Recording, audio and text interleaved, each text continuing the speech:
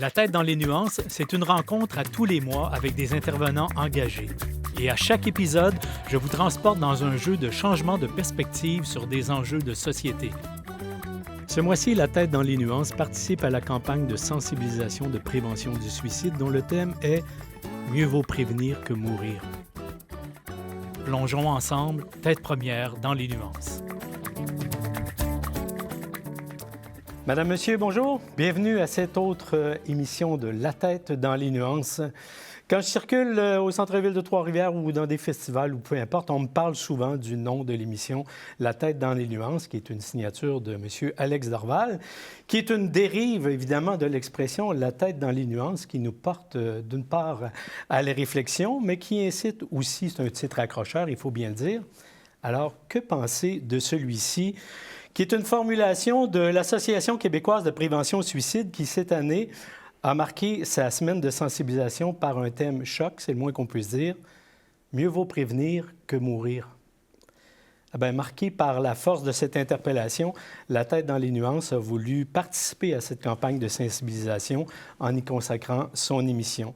Car il n'existe probablement personne qui, dans sa famille, ses amis ou son entourage, n'ait eu à faire face à la perte d'un être cher ou d'une connaissance pour cause de suicide. À chaque jour qui passe au Québec, ce sont 3 personnes qui nous quittent par suicide, laissant de 6 à 10 personnes dans le deuil et de nombreuses personnes ébranlées par la nouvelle. De plus, les mythes entourant le suicide demeurent tenaces et nombreux, comme par exemple les suicides se produisent toujours sans avertissement, que de parler du suicide inciterait au passage à l'acte et bien d'autres dont nous tenterons de déboulonner et de faire face à la réalité. Et 6 statistiques fournies par l'Institut national de la santé publique du Québec semblent démontrer que le décès par suicide se stabilise. Serait-il utopique de rêver d'une diminution encore plus marquée du nombre de suicides, voire d'une société sans suicide?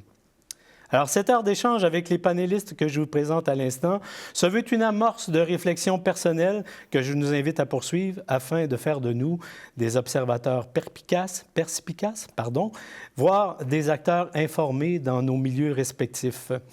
Ainsi donc, pour nous aider à y voir plus clair face à la délicate question du suicide, j'ai le plaisir de recevoir tout d'abord M.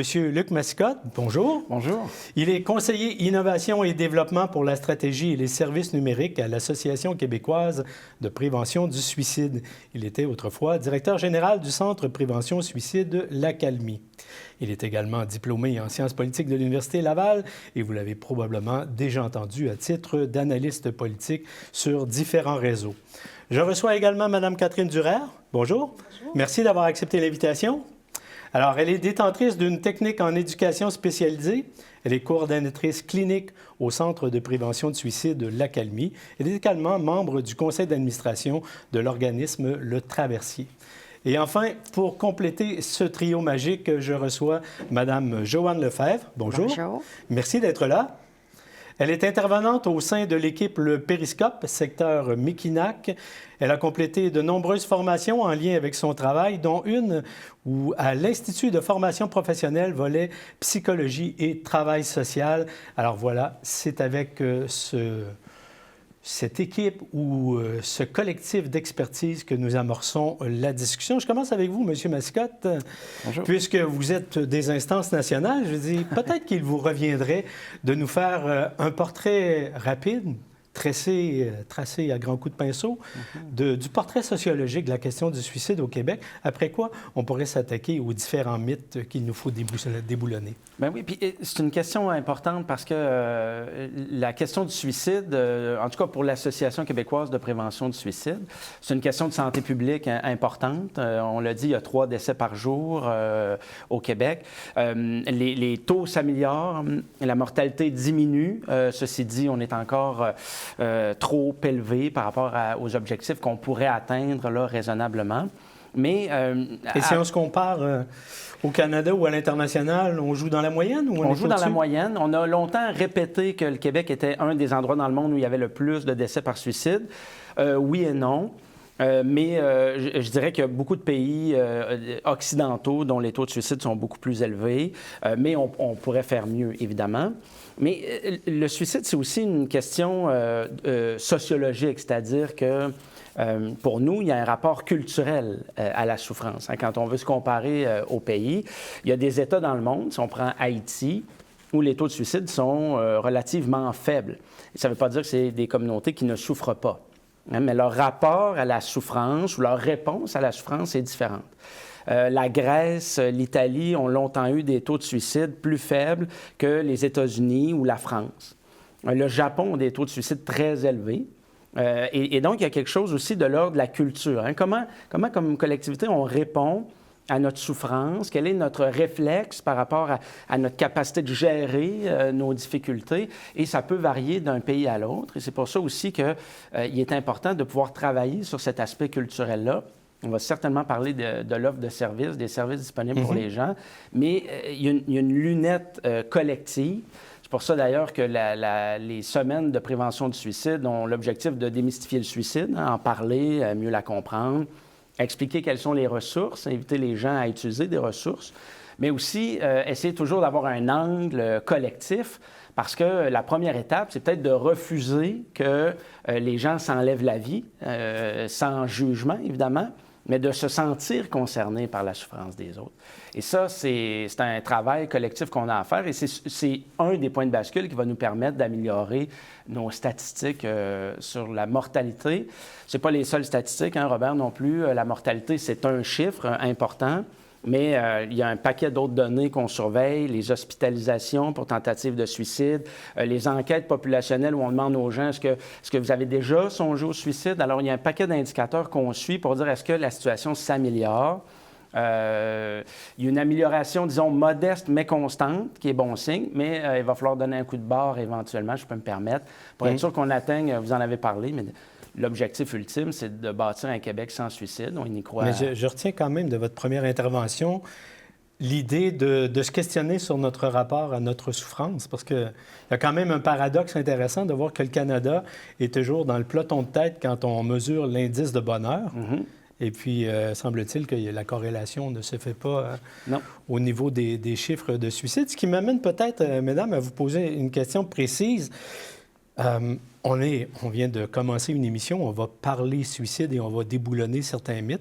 Peut-être que le premier à déboulonner, c'est que le fait d'en parler, ça incite pas les gens qui vivraient une dépression passagère à passer à l'acte. Est-ce que c'est un premier mythe qu'on peut déboulonner ou je suis dans l'erreur?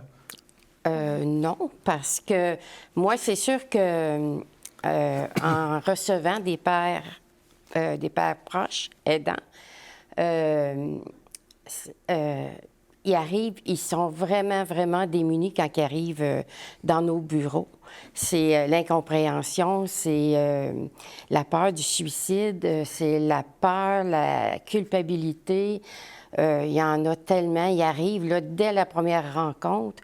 Souvent aussi, ils vont avoir une grande détresse, puis ils vont nous dire je me lève le matin, là, puis je demande à ce qu'ils viennent me chercher.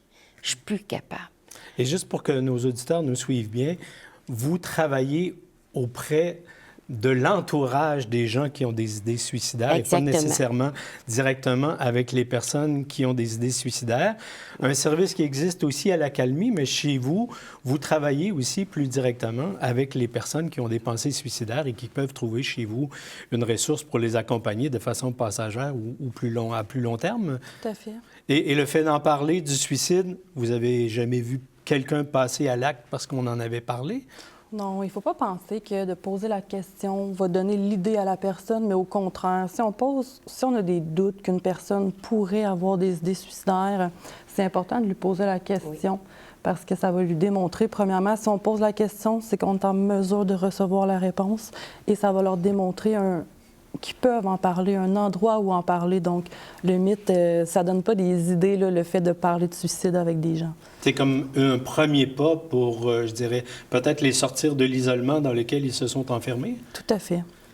Souvent, on le demande, nous, si ils ont l'idée de se suicider. Avant qu'ils partent du bureau, c'est sûr. Qu'est-ce qu'on remarque d'autre comme tabou qu'il nous faudrait déboulonner dès maintenant qui entoure le suicide? Et entre autres, j'en ai quelques-uns pendant que vous réfléchissez. Là, on a l'impression que le suicide, ça se passe toujours sans avertissement. Mm-hmm. Et on entend souvent le commentaire « Ah, j'ai rien vu venir. Mm-hmm. Mais est-ce que c'est le cas ou non? Ça se voit. Bien, Parfois, tous les cas sont un peu différents. Là, mais... Oui, exactement. Chaque histoire est propre. Mais oui, généralement, quand on refait le fil des événements, on peut voir des signaux. Hein.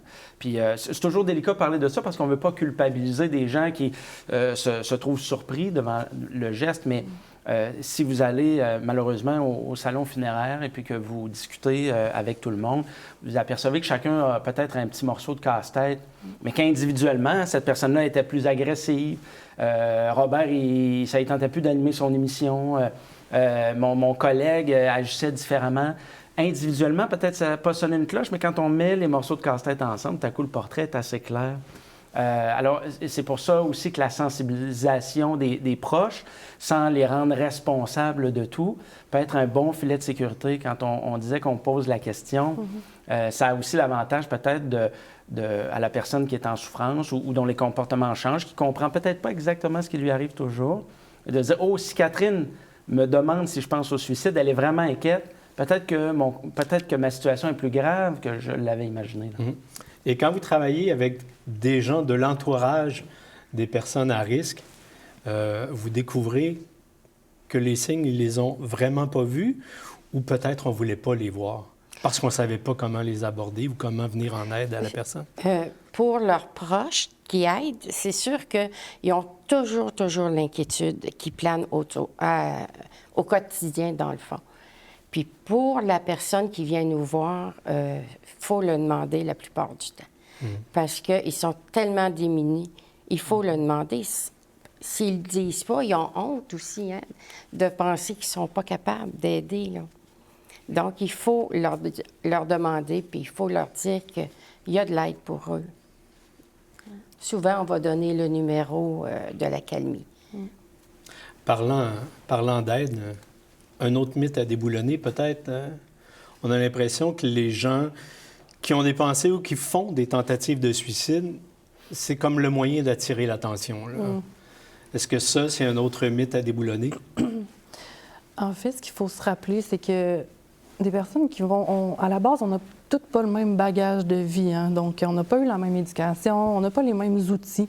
Fait que pour des personnes, quand la détresse devient trop importante, il n'y a pas eu beaucoup d'outils, rapidement, ils vont pouvoir aller dans « Hey, je souffre tellement que j'ai envie de mourir ».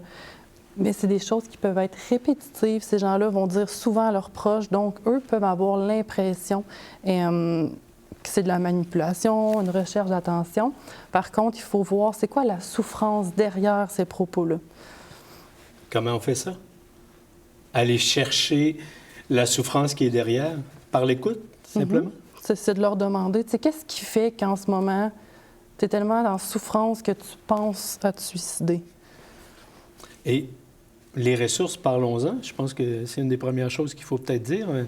Il y a d'abord la ligne, c'est 1-866, j'appelle? Appel, oui. Appel, exactement. pas de J apostrophe. 1-866, appel. 1-866, appel. Moi, je ne l'ai pas utilisé, mais en faisant la recherche, on m'a dit que souvent, on est dans une salle d'attente, même sur la ligne, là. Au téléphone, je pense pas. Je dis pas que les personnes que vous avez interrogées, ça arrive jamais, mais en général, le 1-866 vous fait basculer vers une ressource locale, régionale, là, à Trois-Rivières. Parce que le 1-866, c'est le numéro national. Québécois, exactement. Québécois. Au Québec, vous allez être basculé vers une ressource. Ce sont des humains formés qui vous répondent, des professionnels qui prennent l'appel. Donc, 24/7 partout au Québec. Vous allez trouver une ressource spécialisée. Mais vous avez d'autres ressources aussi qui sont l'info sociale. Vous pouvez contacter le 811 Info sociale aussi. Vous ne vous gênez pas pour contacter votre médecin de famille. Vous rendre à l'urgence si vous jugez que la situation est grave. Il y a des organismes qui sont dans vos communautés aussi en santé mentale. Je pense que le message à retenir, c'est identifier une ressource dans laquelle vous avez confiance, puis n'hésitez pas à demander de l'aide. Les organisations sont toujours disponibles pour vous aider. Alors, quand vous me dites on bascule sur des ressources locales, Ouais. ça veut dire qu'on arrive chez Acalmie, par exemple, à Trois-Rivières. Là, je dis Trois-Rivières, mais Acalmie, c'est plus que Trois-Rivières. Là. C'est Mauricie-Centre du Québec. C'est Mauricie, Bécancour, Nicolet, Yamaska. D'accord. Par contre, C'est quand même un immense territoire. Oui, tout à fait. Mais les gens qui composent le 1866-APL, qui sont dans la région de Mauricie-Centre du Québec, vont arriver dans nos services à Trois-Rivières. OK. Et c'est une réponse qui est assurée. Il n'y a pas de délai nécessairement de boîte vocale, il n'y a pas de temps d'attente. C'est une réponse qui est assurée. Ça veut dire qu'il y a là 24/7 plusieurs téléphonistes qui sont des personnes formées, compétentes. Tout à fait. Mais au moment où on prend un appel, on n'a aucune idée de la durée de cet appel-là. J'imagine qu'on ne raccroche pas tant et aussi longtemps qu'on ne sent pas qu'il y a un minimum de terrain sécuritaire qui s'est établi. Alors, ça peut durer combien de temps, un appel? On prend le temps que la personne a besoin justement pour faire diminuer la crise s'il y a crise, s'assurer qu'elle est en sécurité. En moyenne, un appel complet peut durer 30 minutes à 1 heure.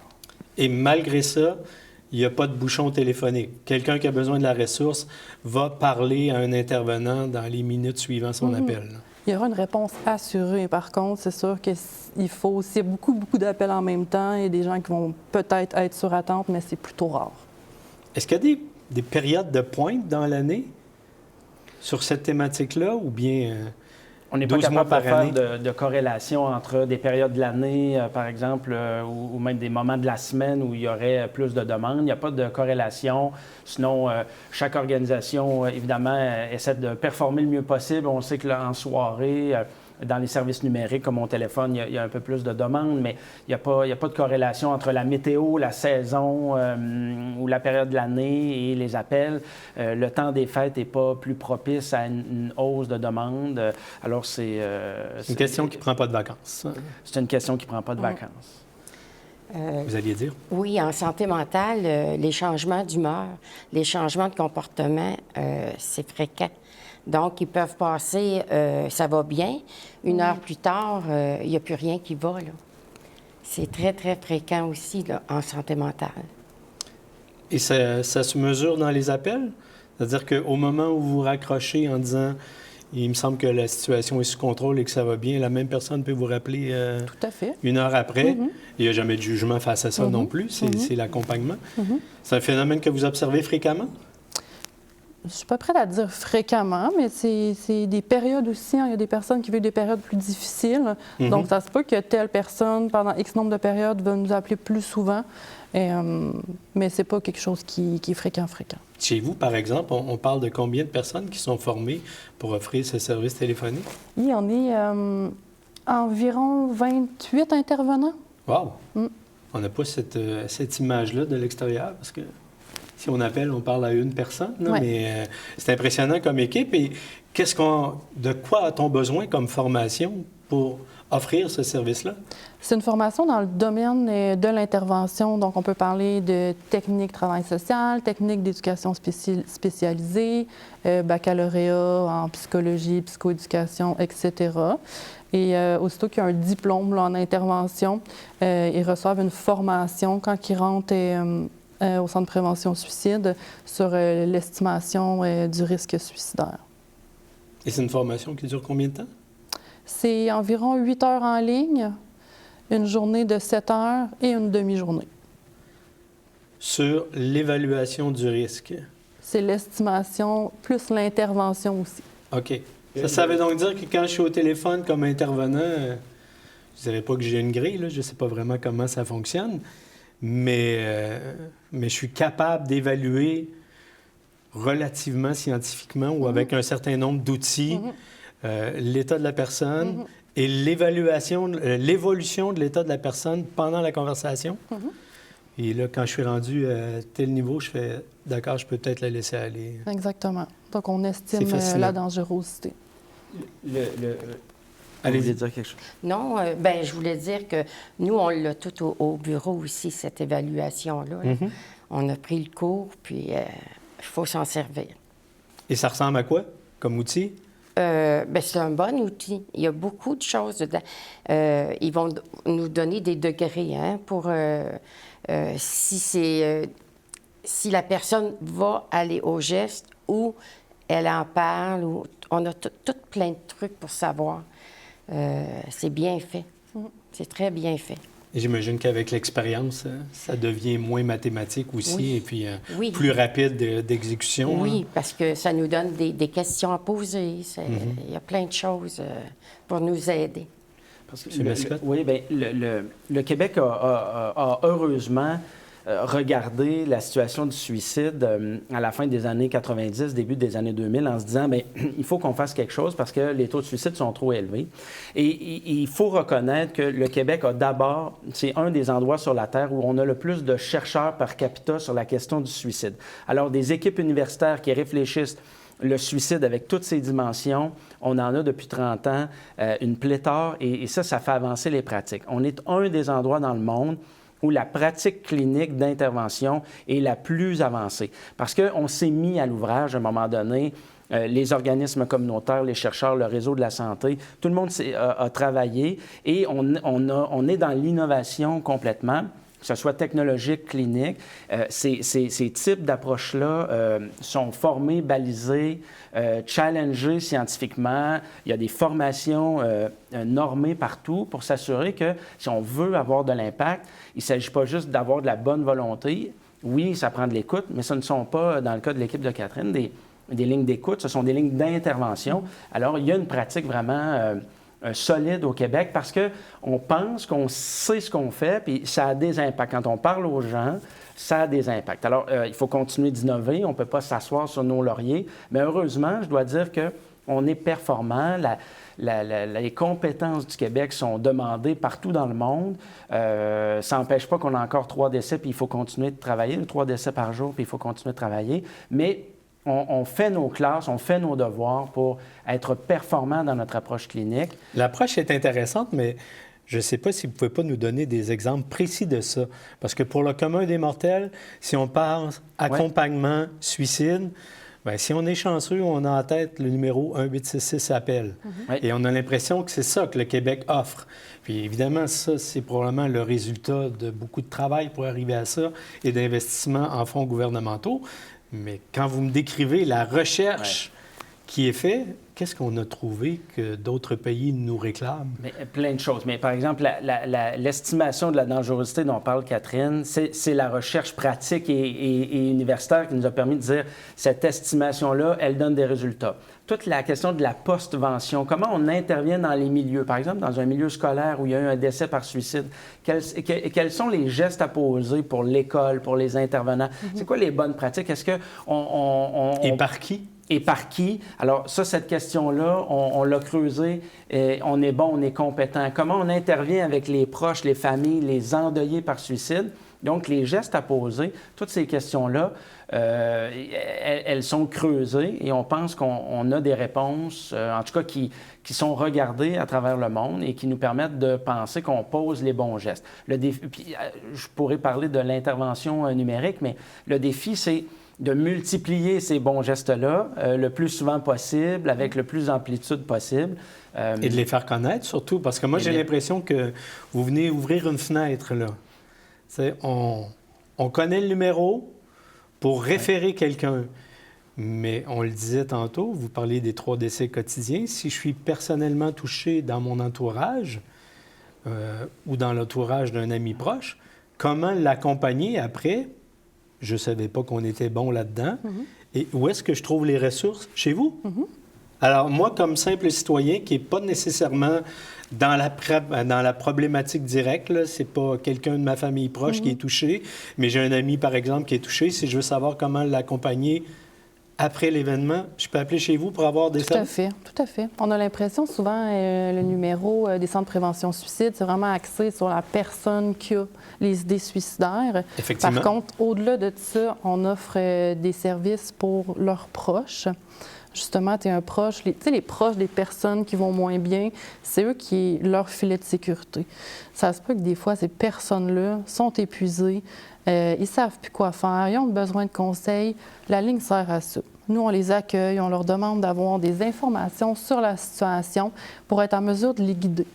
qu'est-ce que vous devez faire là, en lien avec votre proche? Est-ce que la personne est en danger présentement? C'est quoi les options? Et on prend aussi soin de ces personnes-là. C'est difficile d'entendre, de vivre au quotidien avec une personne qui va moins bien, qui a des troubles de santé mentale. On va leur offrir du soutien, de l'écoute pour qu'eux prennent soin d'eux pour être en mesure de mieux accompagner leurs proches. On fait tout ça là, de façon téléphonique. Il y a aussi notre service. Et c'est par le biais du même numéro ou bien Tout à fait. Le 1866 appelle. Puis on offre aussi là, également des services pour les personnes qui ont perdu un être cher par suicide. À ce moment-là, on appelle encore le 866 appel, mais on offre une plus grande gamme de services. Donc, on peut rencontrer ces personnes-là de façon individuelle. Et on a aussi des groupes de soutien. Donc, les gens ensemble, ça apporte quelque chose de beau, d'expliquer leur vécu. Il y a des gens que ça fait plus longtemps qui vivent le deuil, d'autres, ça vient d'arriver. Donc, c'est vraiment intéressant de voir toute l'entraide là, que ces personnes-là s'apportent. Au Périscope, vous offrez des services similaires, mais Oui. vous n'êtes pas référé par le numéro national qui est le 866? Non, nous, c'est pas pour le suicide, c'est pour les personnes ayant un trouble de santé mentale. Apprendre à vivre avec ces personnes-là, comprendre la maladie, apporter le lâcher-prise, mettre des limites. C'est toutes des choses qui sont difficiles. Puis c'est en apprenant ça que les personnes deviennent à avoir une bonne santé mentale.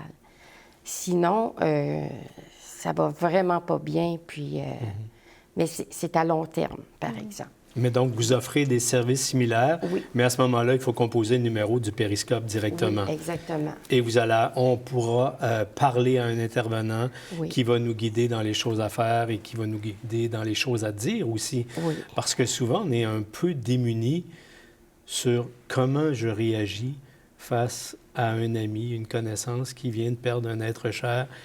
Je ne sais pas quoi dire. Et Dieu sait comment il se dit parfois des choses qui sont pas tout à fait délicates, mais pas voulues, mais juste parce qu'on est coincé dans une situation où on ne sait pas vraiment quoi dire. C'est souvent légion dans les salons funéraires, entre autres. Là. Alors, il y a moyen d'aller chercher là des outils pour savoir comment s'exprimer, pour être vraiment perçu comme accompagnant et non pas comme quelqu'un qui veut masquer la douleur ou faire passer les choses plus rapidement. C'est vraiment... Bien, merci d'avoir ouvert cette fenêtre-là. On découvre plein de choses fort intéressantes. Je me permets d'ajouter, on parle Oui. de la ligne téléphonique 1866 appel. Il existe depuis la fin de 2020 aussi d'autres moyens de parler à des équipes à travers le service numérique. Donc, les gens peuvent aller sur suicide.ca, donc ils vont trouver d'abord de l'information sur la question du suicide. Et C'est une plateforme développée par l'Association québécoise, c'est ça? Exactement, exactement. Et les gens peuvent clavarder avec des intervenants qui se trouvent là, dans certains centres de prévention du suicide. Donc, ils peuvent clavarder avec ces équipes-là. Donc, c'est le pendant numérique du 1866 appel. On peut aussi texter par SMS au 535353. Et là, c'est la même chose. C'est le pendant du numéro de téléphone pour pouvoir rejoindre des intervenants. Et cette plateforme-là, elle est développée pour accroître l'offre de service ou pour répondre plus directement à une clientèle qui a oublié que sur un téléphone cellulaire, il y a la fonction d'un téléphone, là, et qui texte de plus en plus, peut-être? Oui, les deux. Alors, il faut additionner de l'offre. Hein, ça, c'est le premier critère. Le deuxième, c'est on a remarqué qu'il y a des clientèles qui hésitaient à téléphoner. Bien que parfois l'hésitation, une fois que les gens ont appelé, l'hésitation part parce qu'il y a quelque chose de hautement humain, de parler de vive voix à un intervenant. Mais il y a aussi une partie de la clientèle qui vit souvent dans un espace numérique qui présente des facteurs de risque. Des gens qui passent une partie de leur vie, ou en tout cas une partie importante de leur vie en ligne. Alors, la plateforme numérique, des fois, permet de ne pas changer de médium, puis de garder leurs réflexes. On pense aux gens... Est-ce que vous avez observé le passage de l'un à l'autre? C'est-à-dire quelqu'un qui est oui, il y en a. habitué de texter, mais qui là, se rend compte que parler à quelqu'un, ça lui ferait du bien. Mais l'objectif du texto ou du clavardage, c'est pas d'amener vers les services téléphoniques, au même titre où les services téléphoniques, c'est pas d'amener vers le texto, c'est de dire, trouver le bon médium de communication pour le bon moment. Si vous êtes avec votre conjoint dans la chambre, vous avez besoin de parler de votre détresse ou de celle de votre conjoint, pas toujours facile d'appeler au téléphone. Même chose, vous êtes peut-être au bureau, alors on offre une nouvelle avenue, mais il y a des gens qui utilisent le clavardage le lundi, qui la semaine d'après finissent par appeler, et puis que la semaine d'après, ils ont un rendez-vous avec leur psychologue. Alors, c'est l'addition de l'offre, hein? Il n'y a pas une seule porte d'entrée qui va tout à coup tout changer, mais c'est dire en tout temps, en toutes circonstances, partout au Québec, il y a quelqu'un qui est prêt à vous écouter puis à intervenir avec vous. Et ça, c'est encore une particularité québécoise ou ça existe ailleurs? Non, les numéros de téléphone ou l'aide numérique, ça existe ailleurs. C'est pas, le numérique n'est pas encore répandu partout. Le Canada vient d'implanter son numéro de texto, mais évidemment, à travers le monde, on essaie de s'adapter à des solutions numériques. Il y a des outils, vous trouverez sur suicide.ca aussi une application où vous avez des outils pour la gestion de votre santé mentale. Alors, évidemment, on est toujours on parlait d'innovation, on est toujours à la recherche de quelles sont les meilleures pratiques pour pouvoir prévenir le suicide, que ce soit avec des groupes dans les bureaux ou encore en ligne, comment on peut s'assurer de répondre aux bons besoins au bon moment le mieux possible. Chez vous, Mme Lefebvre, au Périscope, ça existe, ces différentes portes d'entrée? Est-ce qu'il y a moyen de clavarder avec quelqu'un avant d'entrer en contact ou c'est la ligne téléphonique? Non. Il y a les emails qui marchent. C'est sûr que nous, on n'a pas Snapchat, ces choses-là encore. On n'est pas habitué à ça encore. On a une personne qui est plus jeune dans notre équipe. Et puis, c'est elle qui va nous emmener ces choses-là. Mais notre clientèle aussi est plus âgée, là, parce que souvent, les jeunes qui viennent nous voir, les parents des jeunes, les jeunes ont 18 ans. Donc, les parents sont un peu plus vieux.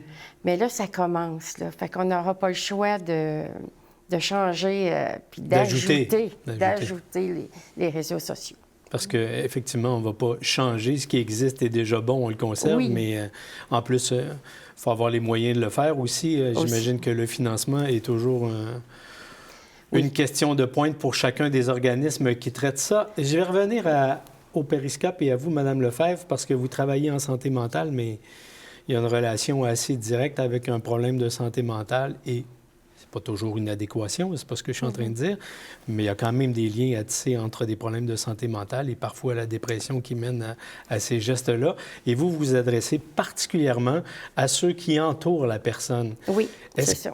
Est-ce qu'au moment où ils arrivent chez vous, c'est parce qu'il est trop tard? Ou bien ils ont le réflexe? Quand est-ce qu'on s'aperçoit qu'on a besoin d'aide, finalement? Quand on est vraiment démuni, on ne sait plus, là. On est vraiment rendu à la dernière limite, la plupart du temps, malheureusement. Et puis, soit ce soit des intervenants ou des médecins. Les médecins leur disent « Appelez au Périscope, vous allez avoir de l'aide. » Il y a plein d'outils qu'on peut vous aider. Parce que c'est sûr que avec notre proche qui est malade, le suicide, ça plane tout le temps. C'est toujours là. On vit avec l'inquiétude de ça tout le temps.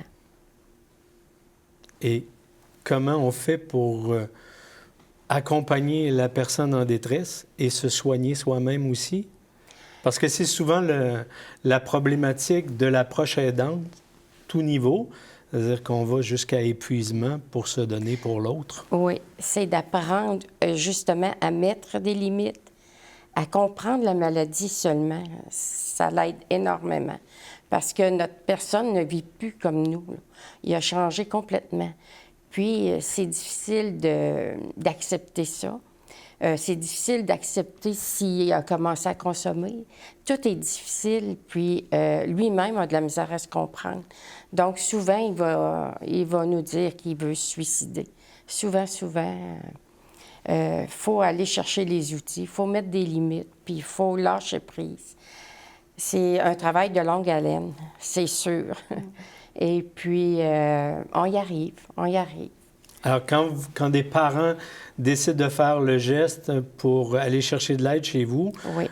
vous allez les accompagner sur une longue période, j'imagine. C'est pas juste un appel. Non. Il y a un suivi ou le suivi se fait à chaque fois que le parent rappelle? Non, c'est les deux. C'est les deux. Tout dépend de qu'est-ce qu'ils veulent, mais souvent, on a des suivis et puis on voit le changement. Là. On voit le changement, puis on a des groupes de soutien aussi. Donc, ça l'aide beaucoup. Quand on dit l'importance de ne pas rester seul, les groupes comme le vôtre, ça fait une énorme différence d'être capable de voir d'autres gens qui vivent les mêmes difficultés, puis d'être capable de se sentir soutenu. Ça fait toute la différence, parfois, en passer à travers la semaine ou se décourager. Alors, il ne faut jamais hésiter de contacter les ressources.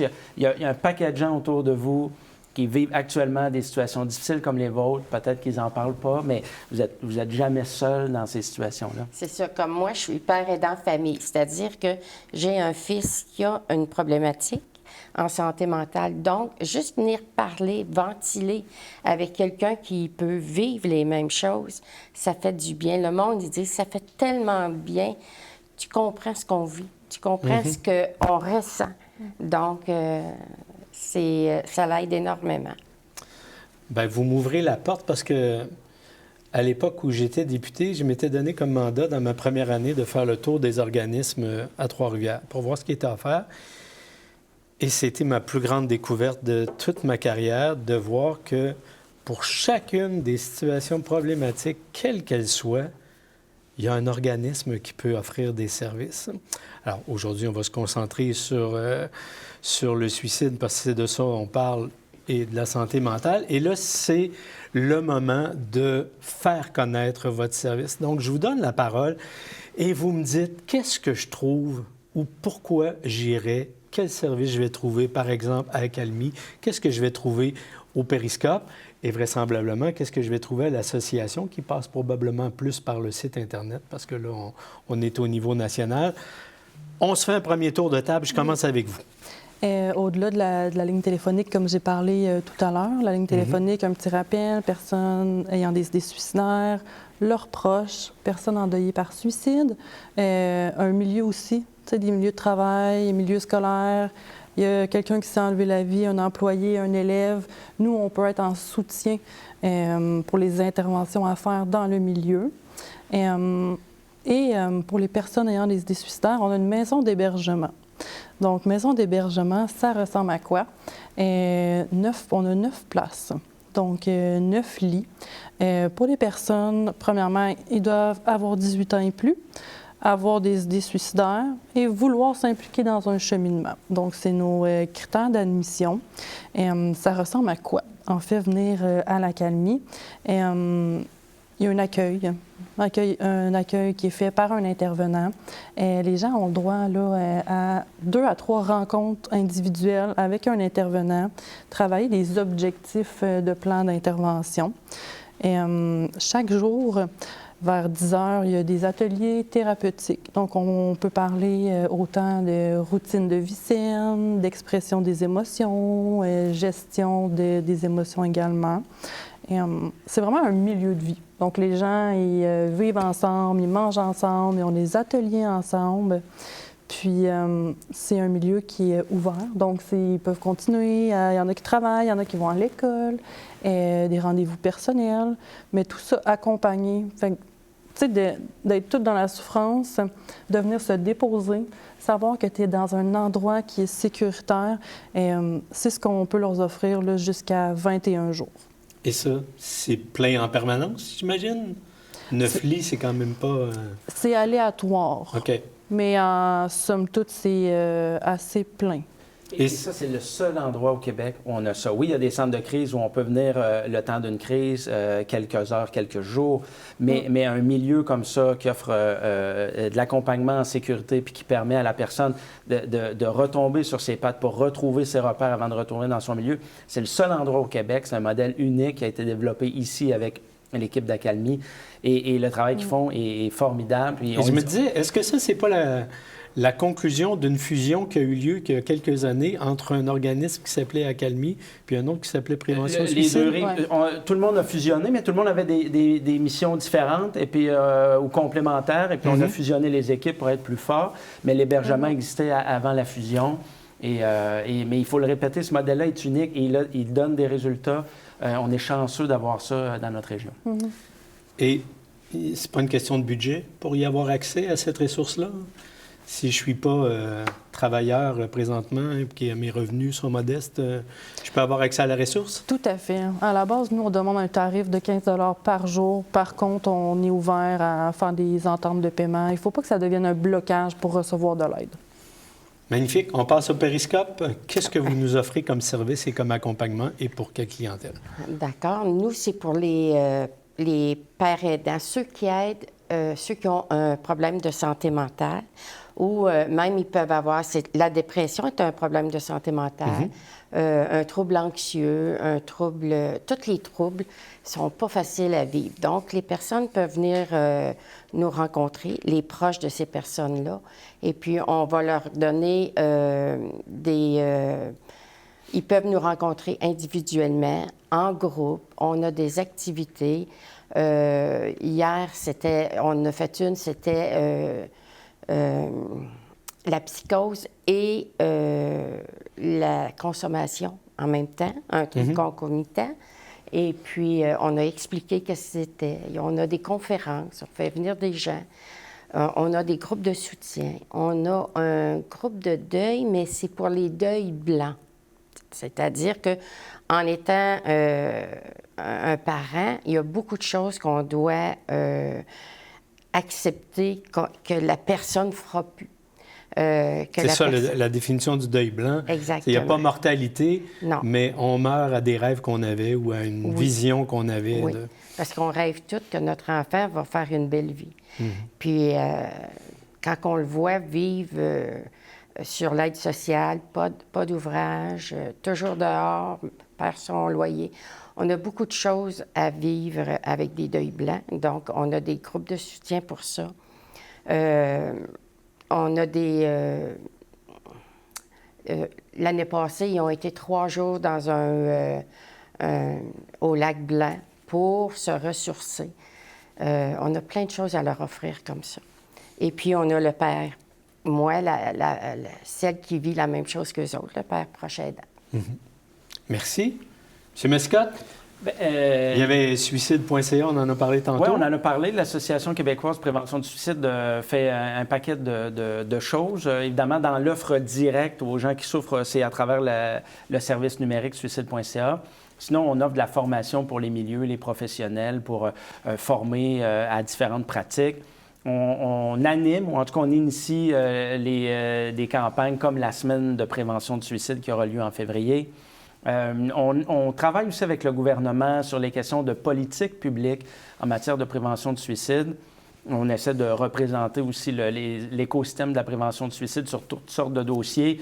Registre des armes à feu, aide médicale à mourir, qui sont des questions, disons, politiques, connexes, sur lesquelles nous, on tente d'être une voix auprès des décideurs. Alors, et évidemment, on encourage les gens à travers notre canal de mobilisation, aux gens à pouvoir se mobiliser, à encourager les gens à participer à la prévention du suicide. Il y a un paquet de gens dans cette cause-là, comme dans les autres causes qui sont touchées puis qui ont envie de contribuer, qui organisent des soupers pour les organismes en prévention du suicide. On essaie d'être une organisation qui va canaliser cette énergie-là pour dire aux gens, mais vous pouvez contribuer. Alors, on est un chapeau, puis on est une association de membres qui sont des organisations en prévention du suicide, comme le CPS Accalmie, mais des cégeps, des groupes de chercheurs, les gens du réseau public qui sont des acteurs importants aussi pour prévenir le suicide. Alors, voilà. Bien, merci. Depuis le début de l'émission, on a comme fait un tour d'horizon des services qui sont accessibles aux gens qui en ont besoin dans un moment difficile. J'aimerais vous amener sur un autre volet.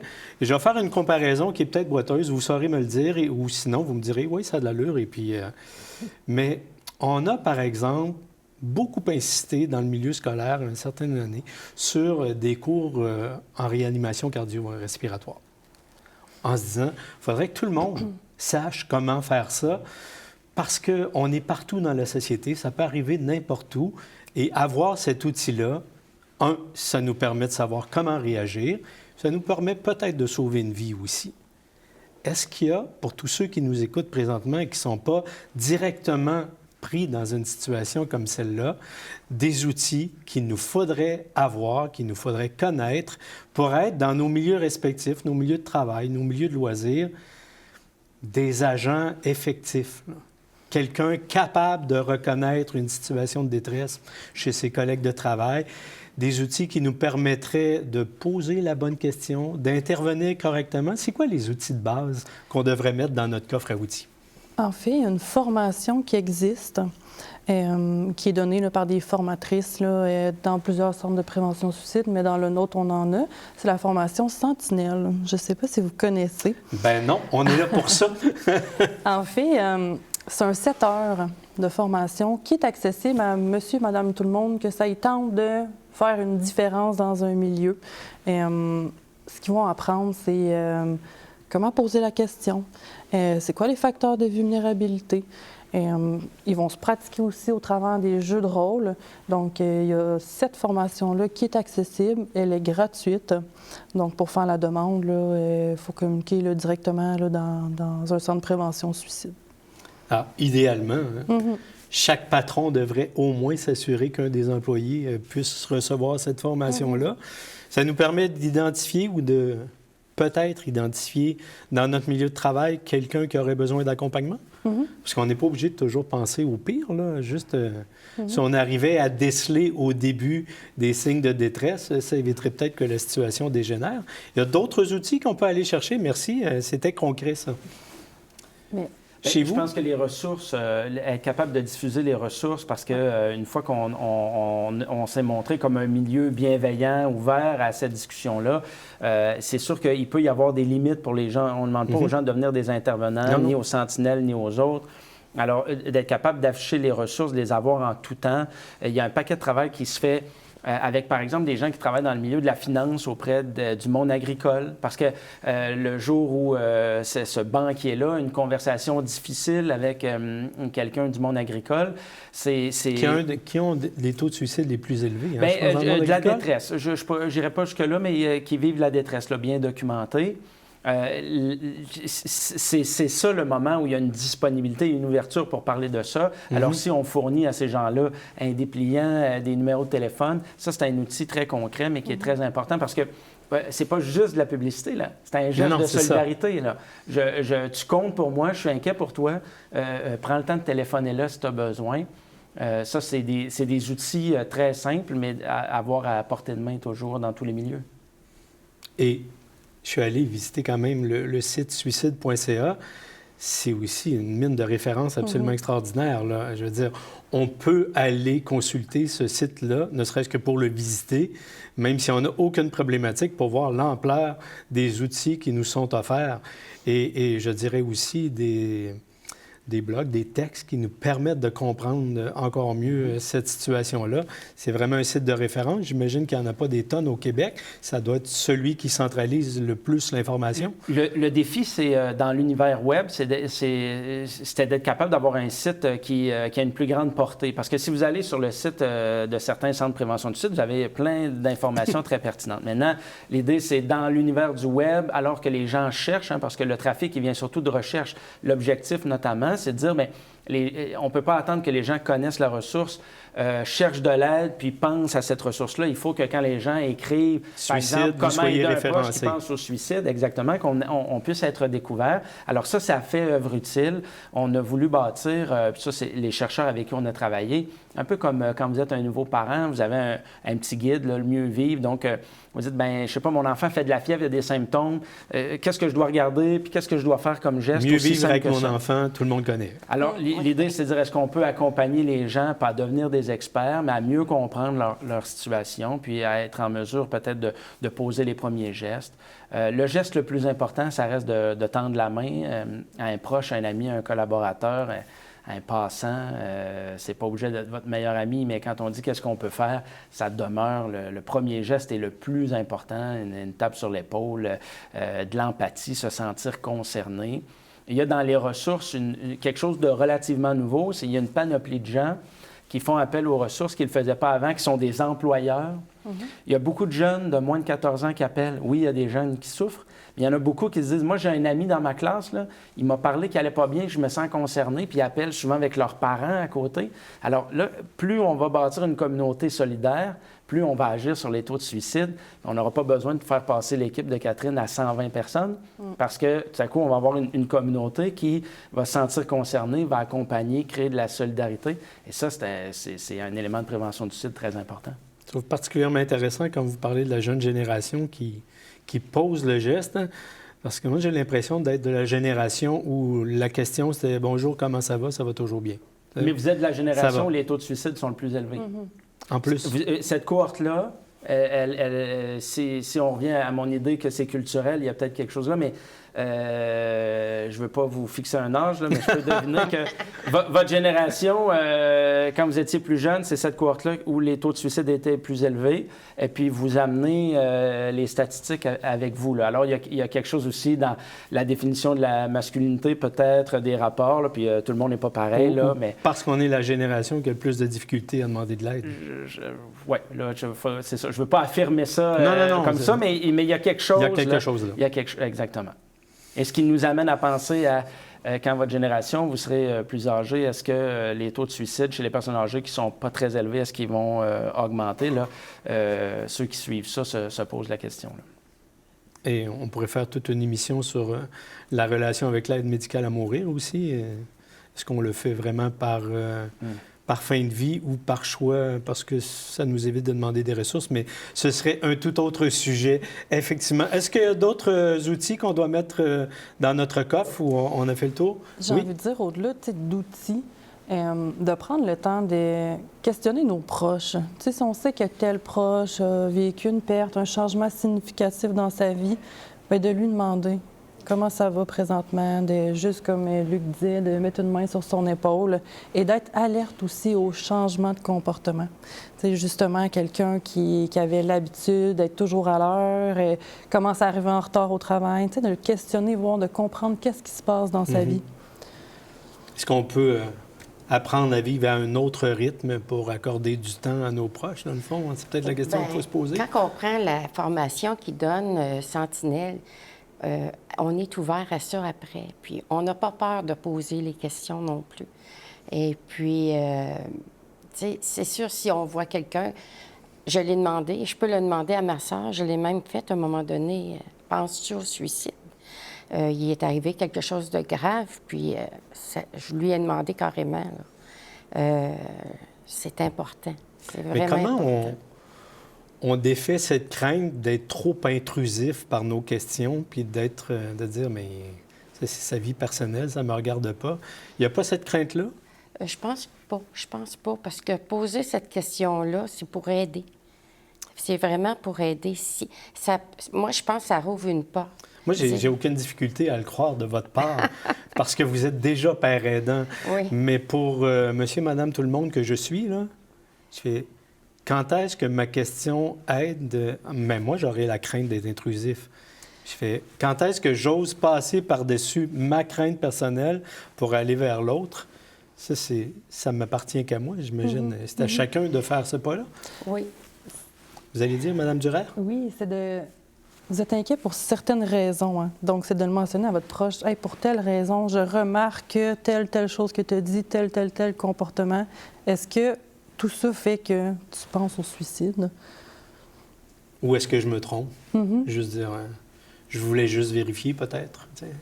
Puis vous n'êtes pas obligé de vous transformer dans le costume d'un intervenant. Non, si avec votre ami, vous jouez au quai, puis c'est comme ça, puis vous faites des blagues, puis c'est ça votre dynamique, bien, dans cette même posture-là d'amis, la même question se pose.